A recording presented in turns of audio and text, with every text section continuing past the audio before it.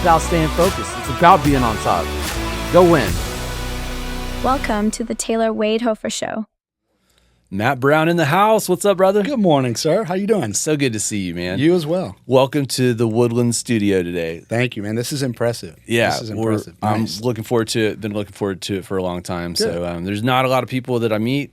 A lot of people have a lot of energy and enthusiasm, but ours matches a lot. So this is going to be fun. It's going to be fun. I'm ready. I'll roll with you. You roll with me, and it's going to be a good time. So let's do it. All right. So who's Matt? Encompass Lending, 25 years. Top 1% of loan originators in the country. Yes, right? sir. Yeah. How do you do that, man? That's a pretty you're beating out 99% of the market right there. It's a grind. It's a daily grind. It's being persistent, consistent. Every day I do the same exact, task basically every day. Best practices. It's important to me. So my day is very structured. I'm up every morning at 4 o'clock. I'm at the gym at 4:30, 4:40. Come home, make a protein shake, breakfast, and then I'm at the gym. How long have you been doing I'm an early guy too. Yeah. And I've been in the 4 a.m. for a long time. I'm out of flow right now. I hate to confess that to you, but for 10 years that early. But it's just I'm blaming the kids' schedule, honestly. Right. Because the games are going later. I used to get them in bed by 7 p.m., 7:30, lights out. I can't do that when I'm getting home at 11:30 from some sports stuff. So how are you pulling it off, man? I'll tell you, how many years have you been doing the 4 a.m.? 16, 17 years. Okay. And the only reason I know that because my son at the time was about 4. And the problem is that I would, I'd go to work all day, come home, shovel some food in, get to the gym at 7:38, come home at 9:15, and eventually my wife is like, "Hey, I don't want to start a fight with you, but this is not cool. I'm feeding the baby, I'm giving the baby a bath, I'm putting the baby to bed. You're doing nothing." So, one day I was just with a friend and kind of crying on his shoulder, and he's like, "Hey, I can tell you exactly how to fix this." And I'm like, "Please, I'm in trouble." Yeah. He says, "Just you work out when she's still sleeping. You work out, put yourself first every morning, and then your problem solved." And I'm telling you, when I did that, that's a hard schedule to get used to. It takes a few weeks. But once I've done that, that's been my mindset for my personal life as well. I always try to put myself first, not to sound selfish, but I do. I put myself first every day, and I get myself charged up, and that's the pace that I like to run at the entire day. It's so fundamental. Denzel Washington, one of my favorite quotes that he has on that, he's like, the most selfish thing that you can do is something for somebody else, right? Yes. And the way that you do that is you take care of yourself first, so then you can give, right? So it's you gotta, it's how you pay attention to it, right? It is, and I heard this analogy years and years ago, and it made sense to me. But it's kind of like you're on this plane, plane's in trouble, the oxygen mask drop down. You put it on yourself first so you can help others. I love that analogy. Did you see? I won't be able to say it right, but did you see the movie Four Christmases with Reese Witherspoon? Yeah. Do you know that Vince part of the movie Vaughn? when Vince Vaughn and there's that argument and he just that's awesome. He reams are so that. good. He hit that lick. He was like, "Yes, honey, sorry." They even say it on the airplane. Like, you gotta take care of yourself first. That's exactly and I'm just following instructions. Exactly. I was dying laughing. It's awesome. We love that movie. That is so funny. All right. So you got the morning routine. So married 33 years. Super impressive. I love that. 21-year-old. Also love that. Because I can see the light at the end of the tunnel, but I'm still in the teenage weeds right now. Right. So, kudos to you. What's that feel like, man? Having one that's 21. It's good. It's good. He started off. He came out of high school and went to University of North Texas and basically kind of failed out. Was miserable with himself, and then he finally found his mojo. His best friend was up at Salina, Kansas, doing aircraft maintenance, working on airplanes and helicopters and power plants. And so Logan went up there kind of on a whim and liked it, and he's thriving right now. So he just finished his first year. And we're so proud of him. He got all B's this last semester, so he's doing really good. That's really tough stuff, working on airplanes. And so he's figured out that he likes the electronic side of it. So he's now kind of focused in on the electronics. But we're just happy that just happy he's happy, because the saying is that you're only as happy as your most miserable child. Ooh, so I've never heard you're that. You're only as happy as your most miserable child. So if he's miserable, we're miserable. So as long as he's happy, we're happy. Our whole world revolves around this boy. So That's I was texting somebody else. That. Yeah, 100%. That's what you do it for. It's all about that's them. our why, man. It is right, and that's so relatable. Like I feel like our mission as men is to procreate. All right, we checked that box a long time ago, and then then then you got to take care of like what you made. That's exactly right. And then just get them off. I'm just like kick their ass for as long as I can, and then one day, hopefully, if it goes right, they'll be like, okay, that's why Dad was kicking my ass. That's right. The whole time. I mean, yeah. Pray for those things, right? Exactly. It's coming together. I've been following you since those boys were little. And man, you've done an awesome job. I mean, Thank you. Dude, you're an awesome dad. Trust me. I appreciate that. I see the time. You're very intentional with them, the purposeful with your time to theirs. Yeah. And that's a huge compliment. Labor of love, badge of honor, kind of raising them for the most, a lot of help. Parents helped out a ton, but yeah. That's our legacy, brother. It is. That's our legacy. It's, you gotta pour in. So, sure. Yeah, I appreciate that. Yeah, I feel like I'm a better dad than I thought I was originally going to be. Oh, so I couldn't wait to be one, but yeah. Right. Yeah. All right. Back on you, man. So this is pretty cool. So the company that you helped start grew to 300 million, right? You'll have 140 plus employees. So that's big stuff, man. We're going to get there in a second. But before we do, what is some of your, biggest obstacles, I'd say, like in your life, and how'd you kind of overcome them? You mean personal or business? We're gonna go business in a second. Okay. Go personal first, and then we'll hit business. Yeah, I think for me, my biggest obstacle is my time. Because I'm one of those guys that's highly driven on my business, and it's always been a real challenge for me to have that work-life balance because I try not to be this person, but I try to be everything to everybody. So. Okay. If I see someone at church that's having struggles, I intervene and I try to help out where I can. So I'm that guy that's always trying to help people, and that, it takes a lot of time to do that. That's probably my biggest challenge is maybe not being everything to everybody, but it's what fills my bucket, and that's what I think It's what I think God has put me here to do. Is this around the clock, or is this like an after hour? Okay. It's always. I mean, all the time. Yeah, all the time. And so, again, being up at 4 o'clock, I mean, I'm doing emails. I'm texting people. I'm leaving video text messages. Hey, have a great day. I do every morning, my personal. Got a few from you on my birthday in the gym. It's still dark outside. Right. Matt Brown's fired up. Here you go. Happy birthday.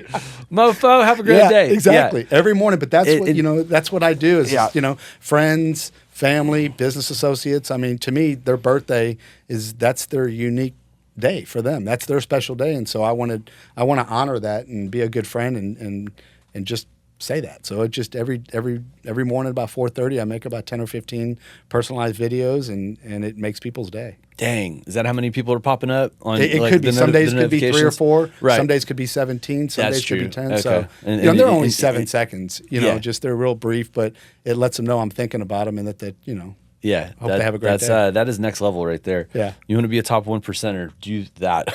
Well, that's one. And seriously, that one of the things too. I use a lot of video texting for my business too, because emails have gone by the wayside. It seems like text is starting to kind of go by the wayside a little bit. Yeah. But one of the things that's not going by the wayside is that personal connection. So leaving video text, I leave a lot of video text. Right. There's times where my team will say, hey, we've been calling Mr. Johnson for 4 days and we can't get his W-2. So then, I'll call him, he doesn't pick up, and then I leave a video text. 10, 30 hey, seconds. Mr. Johnson, hey, just want to let you know my team's been trying to reach out. We really need to get that W-2 so our closing's not delayed. And the guy will call me in 10 minutes. Oh, sorry about that. Yeah, your team's been reaching out to me. So something about seeing visually that somebody took the time to turn the camera on themselves, that it's better than just texting. It's a life hack, man. It's so simple. Yes. I mean, I talked to my team about it. It's so simple. Like, there's different lanes of communication. Some people are email, text, video, phone call. You know what I mean? Like, and you kind of you figure that out. And I heard one person, they had it on their qualification, like questionnaire when they're getting to know the client. They were also in mortgage, and they were like, what do you want? It's like, we're not going to, dump a bunch of emails on you if you want to what works text best or call. for you. And I always do that. Are you a texter? Are you an emailer? Yeah. You want to leave me a voicemail? And they'll tell you exactly what you need to hear. You just have to ask. You got to ask. You got to ask that. It's like a love language, right? You need to know what that love language is. How do they run their business and their personal life, and just tap into that. Gotcha. Okay, so there's personal. Let's go business. I think that's what people can learn the most from is like, when you get knocked on your ass, right? It's like, how do you like, give us an example of some, some setbacks, what you learn, how you bounce back. Yeah, I mean, we had one yesterday, and it's just very, very challenging. We had a loan that had to be pivoted from FHA to conventional, and this guy, he understood why we did it. We had to do it for a guideline change, and his problem is that I just can't come to the closing with an extra 1.5%. Yeah, and it was going to bust our deal out. And in order to do, I'm like, well, we've got to think of this. I mean, it's a $450,000 purchase. Each agent's making 3%. I can waive something. So we basically, the three of us, I coordinated this with the agents. Say, look, we've got an issue. We've got a $6,000 problem. I can do 3. Can you guys do 3? And so each agent quickly waived $1,500 each of their commission, because it's better to, have something than nothing. And they were both top producing agents. They understood, the gravity of our situation. Yeah. Right. And so they did it, and we're going to be closing next week. But that doesn't happen often. But my job, I almost feel like in my job, I mean, I'm Dr. Phil a lot of times. And so a lot of these realtors have a hard time communicating with each other, have a hard time, resolving issues. And there's something about my skill set that can bring people together and help resolve issues and constructively come up with a resolution. Is it a communication? They feel comfortable talking to you, and I think so. It's like a trust thing. I think right? so. Because that makes a big difference. I think so, because I mean, my biggest thing, and whether it's personal or business, I mean, I'm a trusted advisor. I'm trying to build rapport as quick as I can, and I'm trying to let them know why they want to do business with me. It's the same thing, because once you break that down and once you get that trust, you're golden, because then they're going to see who you really are. Yeah. I mean, just, I don't know, hundreds of thousands or however many conversations I've had with people, and just like you, right? I mean, how many transactions have you, closings have you think in your career? A little over 3,000. Okay, but how many conversations and how many people are tied to those 3,000s? Like, that compounds major, right? So you're doing that, like the building the rapport and knocking down the wall. I'm up here, defenses are high, right? It's like, who are you? Like, now we're talking about money also. Like, that's not an easy thing to be able to navigate. So, right. Kudos to you. That's how you get the top 1% right there. It is. And being likable and you understand. Like, I'm here. I'm trying to get you. Like, what's where are you at? Where are you trying to go? Like, I'm just trying to help you get there. Well, and I'm obviously the face of our team. Yeah. I've got a team of, there's 4 of us, and everybody, we each stay in our own lane. We're all very good at what we do. So my job is obviously to prospect and to bring the business in. My team, basically, they joke with me and say, hey, look, stay out of the kitchen. You bring us the food. We'll clean it. We'll prepare it. That's a good team right there. It is. We'll do all of that, and then when you come in the kitchen, the food burns. Stay out of the kitchen. And so basically, I stay out of the kitchen. But my entire life, I've had trust issues, control issues, just because of who I am, and I know what standard I want to be at. But my business partners have told me, don't do that. It's hard, because if you're a perfectionist like me, and you're up at 4 and you're in bed at 11 and you're grinding in between, you're not dropping a whole lot of things. So there's a lot that's getting addressed throughout the day. And not that I expect everybody to work at that pace or, the level that I think I'm working at. Right. But, my business partners have always told me, hey, if there's 70, 80% of you, that's good enough. And so that's been my biggest challenge, is to give grace where I need to give grace, because I can't do everything on my own. It's impossible. I'm doing right now, I'm 450 emails a day. I'm getting, probably 7 or 8 voicemails. You and your team? Me and my team. Yeah. Well, no, me personally, that's what I'm getting. No, I don't have to answer all 450, but I have to know what they say, and some I have to address. But I'm getting. So how do you do that? Tough. Is it is it a dictation delegation to staff? It is. Like, you're scanning, you're telling them, like, all right. Oh yeah.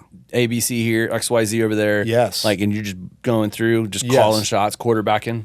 That's it. That's it. I mean, we're meeting. I think I see people miss that a lot. I talk to like agents for sure, like when they're successful, but they're doing it all themselves. They're very proud of it because they know that they're rock stars. Right. Like, and you're gonna tap out. But I'm like, you need an assistant, like probably years ago. Well, and that's the biggest problem that a lot of people have, is just to trust the process. I mean, it was when I was doing everything, I couldn't do more than probably 6, 7 loans a month, because you're just tapping out. There's only so much time in the day, and you get worn out. You got to go home, and then you come in and do it all over again. And you just can't grow your business that way. So it's kind of like, I use this analogy all the time. It's kind of like that movie Field of Dreams. Yeah. With Kevin Costner. If you build it, they will come. Right. Same thing. If you build a team and you become more and more efficient, and people see that, then the business starts coming in. And now everybody can stay in their own lane. And I've got my assistant. She orders credit. She obtains all the loan docs that we need, W-2s, pay stubs, tax returns, bank statements, gets all that and wraps this pretty package, puts a bow on it, and then it goes to Victoria, my loan partner, and now she's corresponding with processors, underwriters. Sick. And then Sarah is my loan officer assistant. She is a machine. I mean, she's updating throughout the day, milestone updates. I mean, everybody's being communicated with, and I mean, they love our process. We don't drop anything. I mean, that's beautiful. I mean, we're not perfect, but I mean, throughout the day, we're vibing. We are on our A game. So a second ago, we were talking about they're like, stay out of the kitchen. Right, so I'm listening to Dan Sullivan's 10X is easier than 2X. Yep. And he's talking about, well, you got to leave. He's big on like 6 weeks off a year, like crazy. Yes. Like, you know what I mean? A lot, which is hard for workaholics like us, right? So it's like, I like grinding, you know, I'm like, and I love vacation, but I like them both, right? But I mean, I'm like 6 weeks, and then, you know, just there's business and there's time, you know, there's kids, and there's a lot. I think, you know, when the kids get where you are, maybe I'll be able to, you know, skate freely. We'll see. It gets much easier when I bet it does. And so I'm like, oh, cool, you know. Anyway, he's like, and not only is it good for you and your mental and all the creative stuff that will come when you're not engaged, because you can't have like the deep thought ideas, like the big ahas when you're in it all the time, because you're too distracted. Right. And so like there's a lot of depth there. There's a ton of depth there. And then he keeps going, and he's like, well, and then in addition to that, you can find out how good your team really is. It's like they're not going to be able to grow either if you're always there to go to correct, to answer the 100%. Question. And 100%. I'm like, damn, that is like that spot on.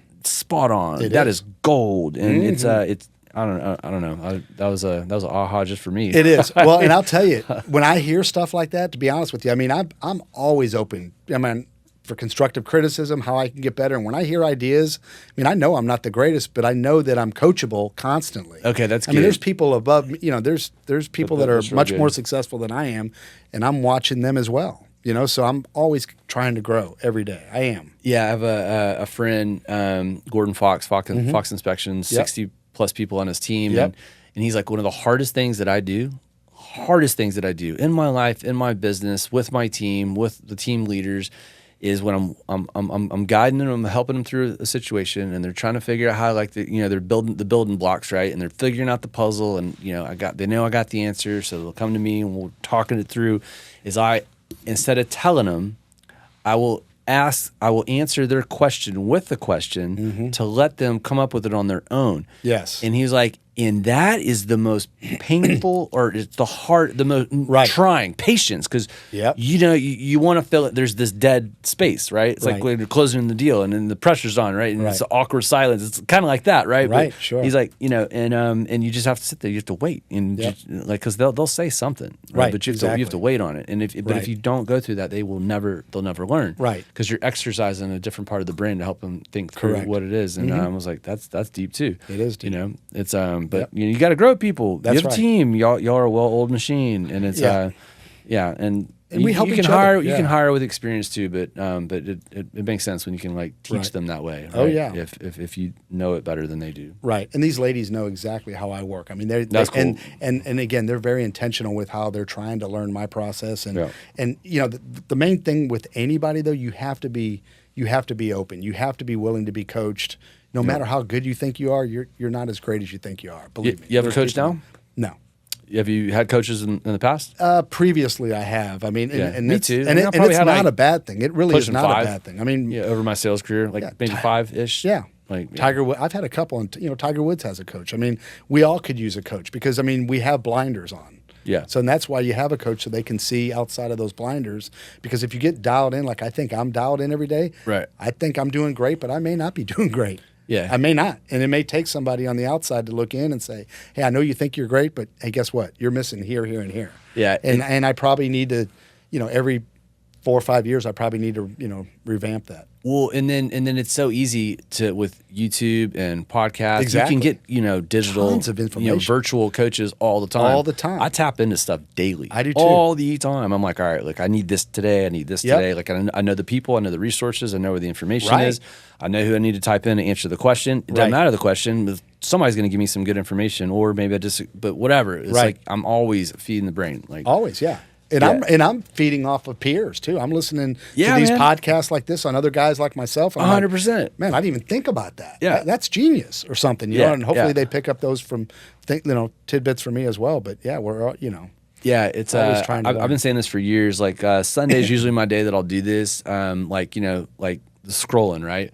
Waste of time. There's a lot around that. Don't do that. And I'm like, when I'm scrolling, I'm studying for the most part. It's not maybe okay, 2 to 5 minutes. I want a dopamine hit, which I mean that can stretch. That can stretch it, yeah. But I'll take notes. I'll have a notepad. And like I see something cool or hear something, whatever. I get an idea about work, what I'm going to do, implement that week. So I'm like, all right, this wasn't just a complete waste of time, which is fine. I mean, you go watch a 2-hour movie. Sure. I mean, you just blew 2 hours. You're never going to get back. But so, anyways, there's a way. I feel like there's a way to do it. Yep. At least that's how I justify it. Yeah, no doubt. Hey, whatever works, man. Whatever works. And it's I mean, you need to know. It's like you got to keep up with shit. You know? It's important. You do, and I'm always, I'm always playing tricks with myself, mind games with myself. I'm always trying to keep. All right, let's talk about that. What kind of mind games just to keep yourself like honest or disciplined, right? Yeah, I mean, just I've had these self conversations with myself, and throughout the day, if I see something, I'm like, man, why did you do that? Try this. Yeah. I mean, you see this is working over here. Don't keep beating your head up against the wall. Sure, you know better than that. Yep. And so it's just that kind of stuff. I liken it a lot of times to every morning getting up at 4 o'clock. It's not easy some mornings. Some mornings, hey, seriously, and I think I'm good at it because I've been doing it for a long time. But there's some mornings where it's pouring out rain outside. My head's perfect on the pillow. My blankets are perfect. I mean, I easily could go another 2 hours of sleep. But I always make the analogy. I've got this little devil on this shoulder and a little angel on this shoulder. I've heard you say this. And those guys are fighting each other. And they're trying. And so if I can just swing my legs over and put them on the ground, boom, I'm off and running. All right, what is your off day? Do you are you 7 days a week? No. 6? I don't work out on Sundays, and I try to take I'm 6 days a week. And the days. What time do you wake up on your off day? And that's the other thing too, because I'm trying to sleep in, but my body doesn't know. It doesn't know a difference between Tuesday and Sunday. Is it still before? Do you make it to 6? I make it to 6. Okay, yeah, I can get to 5:30 or 6, but that's cool. And even that extra hour, because I'm usually on 5 hours. That 5 hours is really good for me. 6 would be perfect, but I just you can't get it. I can't get in there soon enough. Yeah. By the time you're watching the news and trying to wind down, my problem is a lot of times if I've had a real busy day, and I know my next day is going to be just as busy, I can't shut my engine off, and it's a real problem. Yeah. I used to eat those melatonin like little Pez candies, and they don't do anything for me, to try to calm my brain. But that's the problem with me, is that I have a hard time shutting it down, because then I'm in bed and I'm like, man, I got to be up in 4 hours, and I got to be up in 3.5 hours. Yeah. I did that 3 days ago. I'm like, I glanced at the clock. It was 1:47. I was trying to lay it down at like 9:45. Like right. I mean, exactly. I'm like, where the hell? How do we get to 1:47? 1:47 in the morning. I mean, the alarm was set for 5, right? Exactly. It's like it's miserable. Well, and then I got mad. I was like, I don't care. I'm going to do it no matter what. And then I had the highest energy day that day on the least amount of sleep that I've gotten in the last 30 days. At the highest energy, probably. Yeah. I mean, it was. I was cruising. But you had to have hit a brick wall at some point. I didn't. Not that day. Seriously. That's yeah. So you're still young. Wait till you get to be 58. All right. Well, 45. We'll see, man. Not young spring chicken anymore. So all right. So let's talk about are you patient with yourself? I was thinking about this a second ago when you were talking. I need to be more patient with myself, because that's the problem. I don't give myself enough grace. With the self-talk, yeah. So I hold myself to a high standard, so I'll get, and here's what I'm asking, and just tell me your thoughts on it. So I'll beat myself up, and I'm like, dude, chill out. You know what I mean? Like you're beating yourself up a little too bad right now. Right. And that took me a while to even get to that place. Right. And then I think the patience sometimes with problems and situations and kids and family and business and just problems. Right. It's like how I approach. I feel like I've gotten so much more patient. I feel like I'm more patient with other people's problems than I am with my own. Right. Where I'm like, you know what I mean? Like I'll get pissed. Yeah. But so I'm trying to be more patient. It's just I think patience and grace. I'm trying to just blanket that over everything that I touch, everybody I talk to, every situation that it's a problem for you and it's a problem for him, and it's and this is a situation that is a big ass problem. Yep. And I'm going to come in, if I'm going to try to play and fix and and manipulate and manage it to make it better, I'm not going to be freaked out like everybody else. Right. Well, I'm not helping anybody if I'm coming at it from that place. And that's right. There's so much effing power in doing that shit. Like huge. People are like, they'll get mad at you for not being bothered by the problem that is bothering them. That's right. It's insane, and you'll watch it all unfold very quickly. And that is my and selfishly, I think I get a little dopamine hit like on a daily basis, like as I am engaging with whatever. Right, and it's so that's what I was asking. Are you patient with yourself? You beat yourself up? What's your 2 cents on all that? Well, and I'll tell you, I can't think of two bigger words than patience and grace. At least for me personally. Yeah. Because once I've and I'm always working towards that. It is a building process for me. Yeah. But those days where I have it in me, where I am patient and I have grace, and just it's like, man, don't get so worked up over it, because I don't deserve that. I'm running at such a high pace throughout the day that sometimes I've got to talk myself down out of the ledge and go, man, don't let that bother you. It's not worth it. And some days I don't listen to myself, and I'm just like, guy cuts me off and just, whatever, and I tell Kim all the time, I'm losing patience with dumb people. The older I get, the less patient. Man. And there's a lot of dumb people out there, and I need to be more patient of that, because I don't know what they've done in their day, or did their dog die? Their wife's getting a divorce. I don't know what's going on with them, but they're just dumb, and so I have to get past that and know that I can't vibe off of that. It's tricky, man. It's very hard. That is very tricky. It's very hard. All right, I want to ask you something back on mortgage for a second. So the difference between pre-qualified, and pre-approved. I know there's a big difference. And you were saying before we started, sometimes which one was it, the pre-qual, pre-approved? That like a hungry lender that they'll just give something without vetting, and I mean we all know that's a big ass problem down the road. Right. Yep, that's been speak to that, because that's where it all starts. That's the tip of the iceberg, right? It's the very beginning of the whole. It is. All of it. Because, you're not going to be able to submit an offer unless you've been pre-approved. Now, what's the difference between being pre-approved and pre-qualified? There's a huge difference. Pre-qualified is you're talking to somebody on the phone, hey, I make $75,000, I've got $10,000 in the bank, and they're telling you, and then you're basically believing them. Not that they're liars, but a lot of people, believe it or not, a lot of people don't know. They just don't know what they earn. I had a guy last year. I thought that, but I didn't think of ding, ding, ding, or whatever it is. Yeah, I had a guy last year. I make $75,000, and I obtained his pay stubs, and he was tracking for 50. So I called him. I'm like, hey, Carl, you're tracking for 50. I know you said 75. What am I missing? He goes, no, 50 is my salary, but I'm supposed to get a $25,000 bonus at Christmas. Well, we're in June. He may not even be working at that company by Christmas, or he may not even get it. So we can only work with what we can put eyes on. So that's the difference of pre-qualified and pre-approved. You've got a lot of hungry loan. Business is tough right now for realtors, for mortgage people. It's been tough, and so everybody's out there fighting for every deal, and it's challenging. And so you've got a lot of loan officers out there that may not be at my level, and they're desperate to get to my level, and they're out there giving pre-approval letters on pre-qualifications. Basically, they haven't put eyes and vetted the actual file, so they're getting an offer. They're writing sales contracts off pre-qualifications, and then as the process is going along, they're starting to get documents in, and like, I'm in trouble. And now you're in an option period, and you got to break out of the option period because you don't qualify for the loan. Yeah, that ruins your reputation with agents. Yeah, it ruins it. So that's the one good thing that I've always prided myself on. We're trying to obtain pre-approvals as quick as possible. We're doing it. We are riding these people like circus ponies. For their information. Once we get their information, we run it through just like any other loan officer. We're running it through an AUS, an automated underwriting system that taps right into Fannie Mae, Freddie Mac. It gives us our approval, and as long as it's not garbage in, garbage out, and my team is awesome at, calculating income, just banks, everything. So once it goes in and it comes out instantaneously with an approval, it's golden. I don't know any loans we have not closed because of that. And basically when it gets into underwriting, the underwriter's just basically validating what those findings are, and as long as we're all honest about it and we've put in good information, then it's a clear to close. We have such a smooth process for that, but the challenge is getting all of that stuff up front. And there's that's the one good thing about being up early and offering that late. I just tell people they don't take me up on it, but a lot of times, their thing is, well, I can't talk to you right now because I don't get off of work until 9. Great, let's talk at 9:15 while you're in the car on your way home. Yeah. Oh, you'll take a call at 9:15? Absolutely, because my business is your business. Whatever it takes to get your information, we're going to get it. If I need to go out to the airport and meet you while you're parking your car to get your documents, such a high level. I've done all that. Yeah. I've done all of that. I've told people, hey, if you want to call me at 4 a.m, go ahead. I'm up. call me.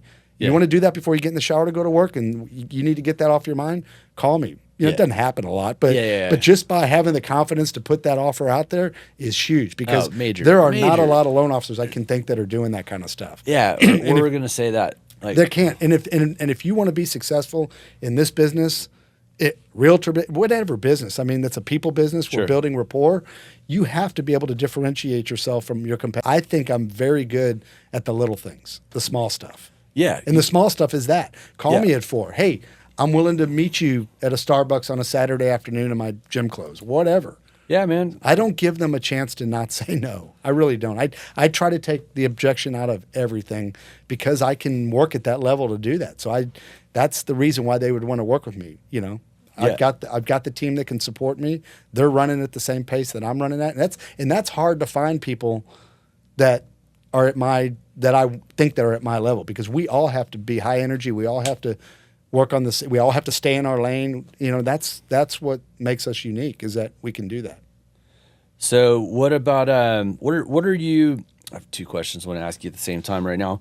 I'm gonna go competition first, and then and then I was gonna ask you what you're excited about right now. But yeah, do you pay attention to competition, or are you so busy running your own race you're not worried about it? Because like you said, there are a lot of you, and you are. Yeah. Or is it just simply that you got to figure out how to differentiate yourself? Yeah, I've never tried to compare myself. I mean, I do, and what's kind of odd is that I'm friends with a lot of my competitors. Yeah, I mean, we're all competent. I mean, there's so much business out there. I've never tried to go after friends' businesses. If I know that they're wired in with a certain realtor, I mean, I don't try to take that away. I mean, I should. If I was a little more aggressive, I should, but I think I have the reputation that people know I'm not like that. I'll go find my own. And then, I mean, are there, I think that this is a thing in the business. There's different lenders, different things. Y'all probably pass business all the time. Well, yeah, we were talking about that yesterday. It's okay, because, so-and-so's a specialist at X, Y, Z. Right. There's so many different, products, and I guess the company doesn't matter.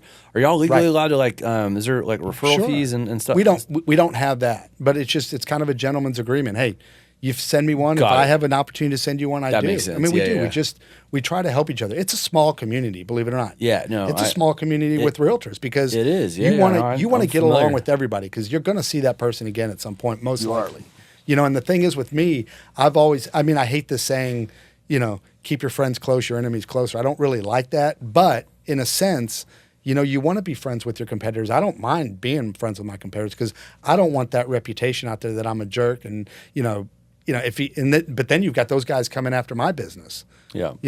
Maybe they're doing it anyway, and I don't know it, but nonetheless, I think they're less likely to want to damage my personal business or to damage me personally, verbally, if I'm friends with them. That was always my MO growing up as a kid. That's smart. I'm 5'6". I'm not a big guy. So growing up, I was always the smallest kid in my class, and my MO was to be friends with everybody. You know, and I still do it today. If you're friends with everybody, they're not going to pick on you. They like you too much. That's smart. So I'm trying to be friends with everybody, and it just makes life a lot easier. When I walk in a room, I don't have enemies. I got people that either know me or they don't know me, but it's not because they don't want to know me. That makes sense. That ties right back into what you were saying earlier with your personal obstacle, doing so much for everybody, right? Because you're a people pleaser, right? Yep. You want to please, right? Which is important. But you figured out how to be comfortable with what you're doing and how you're doing it by checking yourself first, and getting both sides figured out, which is fantastic. Yeah. You're able to give Man, these are great questions, brother. Yeah, thanks. I like it. This is fun. I like it. So, what are you excited about right now in your life and your business? You got a 21-year-old, 33 years married, you're crushing your where you're at with Encompass. Yeah. People like you, business is flowing. You got a great team. Yeah. Wrapping up the loan product, putting a little bow, making it easier for the people that you're serving. Which, what feels better than that? Knowing that you're able to deliver a high level of customer service. Yeah. In a complicated industry with a lot of competition. So what's getting the juices flowing right now? What's getting you out of bed at 4 o'clock in the morning? Well, I mean, I just because every day I have great things that happen throughout the day. I've got a couple other businesses that I'm doing as well, on kind of side hustles on the side, that are successful as well. And it's just like, man, when you have good juju going on, it feeds you throughout the day. I mean, literally, I can't wait to get up and work out and do my day all over again. It's fun, right? Man, it's just, I love that saying that life is not a dress rehearsal, man. You get in and get off the sidelines, get in the game.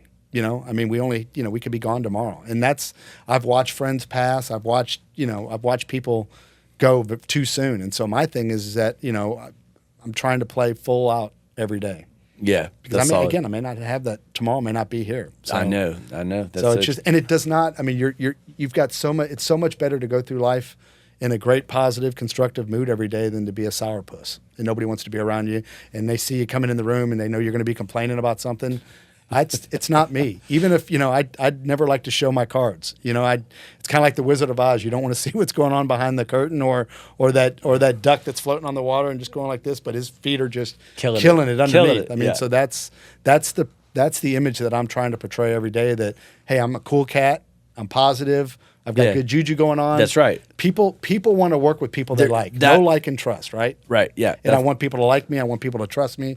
And I want people to know that this is who I am every day. And they see that because I'm consistent every day. I don't have days that are too off. What you're describing to me, it sounds like it's like a self-perpetuating state of happiness and motivation that's created by your, like your discipline, your routine, and just your appreciation for what you're giving off, and then you're constantly getting reinforced, right, with the engagement because of if it is good, you're going to get good response, right? Correct. I mean, and I'm with you. It's funny because teenagers, right? So walking around with the rain clouds sometimes. Oh yeah. I got one. He's like, people pleaser, rule follower, super polite, nice. I mean, best attitude ever. Yeah. The other one, in and out of that, right? So sometimes the rain cloud, a lot of frowns sometimes, No, I get it. That was my son too. I mean, my son, here I am, and my son, when he failed out, hated himself, hated everything, and he was so depressed. And I'm like, all messed up. Yeah, and I'm like, man, I've never been there. I've never been where he's at right now.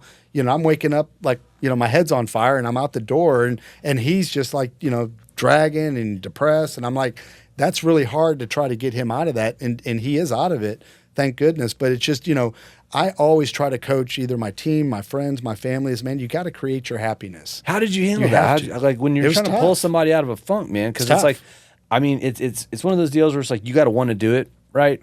But how do you? I don't know. Are you recreating the carrot? Like, I'm constantly trying to figure that out for myself and other people in situations. Like, you just continue to love on them, man. You do. You just love on them, support, positive reinforcement, beat 'em up without compliments, positive reinforcement.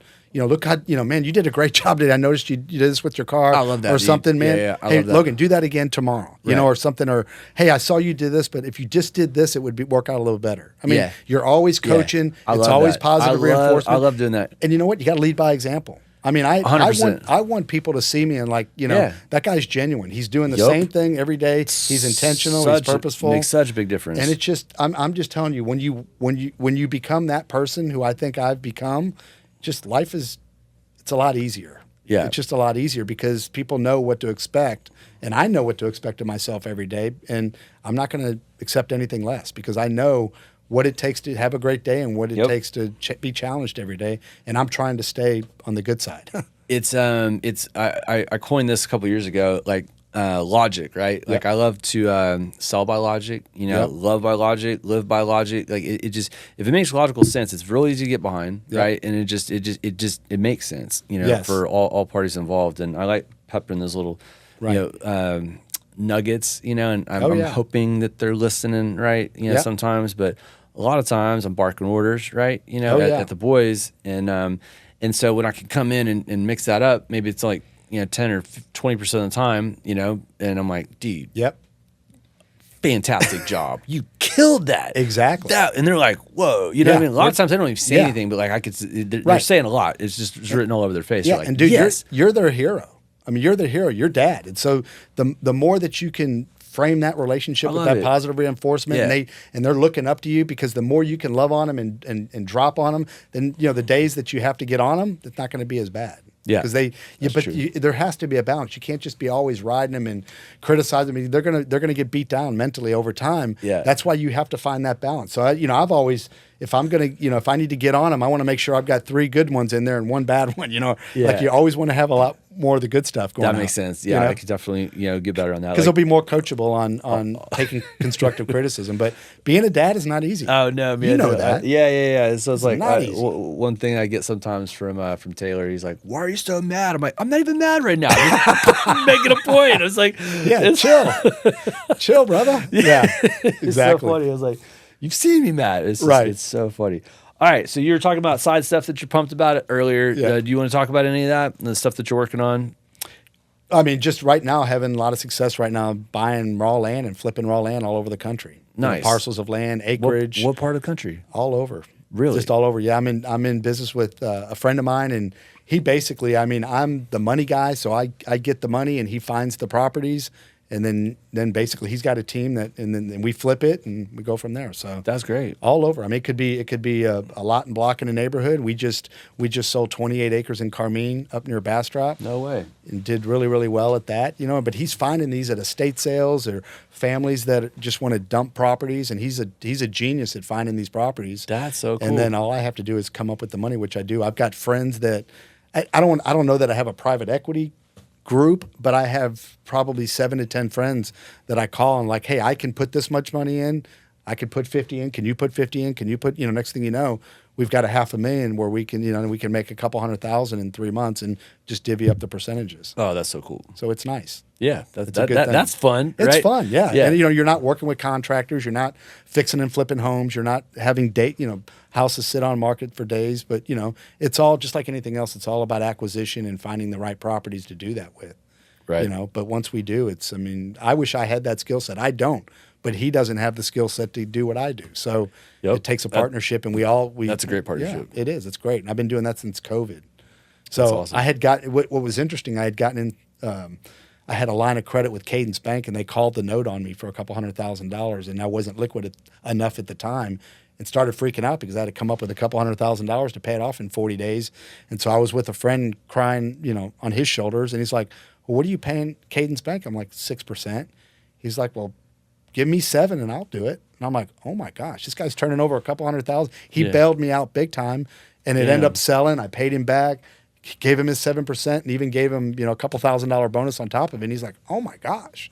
Damn, let me know when you have another deal like that. So I'm like, so my whole thing at that time was like, man, that was easy. I was in trouble, and I had a friend bail me out. He liked me enough, trusted me enough to give me a couple $100,000. I'm like, I have better relationships with other people that, I've got a great relationship with him, but I have handfuls of those relationships. So I started going out to these other people and said, hey, I just had this happen with this friend. Sure. I know you've got some money parked at Bank of America making 2%, 3%. How would you like to make 10 or 12 for the next 90? Oh, yeah. I mean, just been an open checkbook. So I've just been able to accumulate a bunch of money with a bunch of friends instead of doing hard money. That's cool. And it's a win-win for everybody. They make money, I make money, and just, but you've got to trust the people that you're working with, obviously, because there's a lot of moving parts when that stuff's going on, but we have success doing it. That's tons of fun, man. Yeah, I love it. Fun. Yeah, I guess you lit up talking about it. You lit up when you were talking about it earlier. I was like, what are you excited about? And that was one of them. You're like, man, it's true. I love success. You have a lot of it charges my battery. It does every day. And again, I mean, I've had my head handed to me plenty times too. It's not always good, but it's coming. It's going to happen. That's just the nature of the beast. Yeah, you never know when life's going to get in the way. That's right. Well, tell people how they can get a hold of you, Matt. Thanks. So, Matt Brown with Encompass Lending Group. My cell number is 281-630-3777.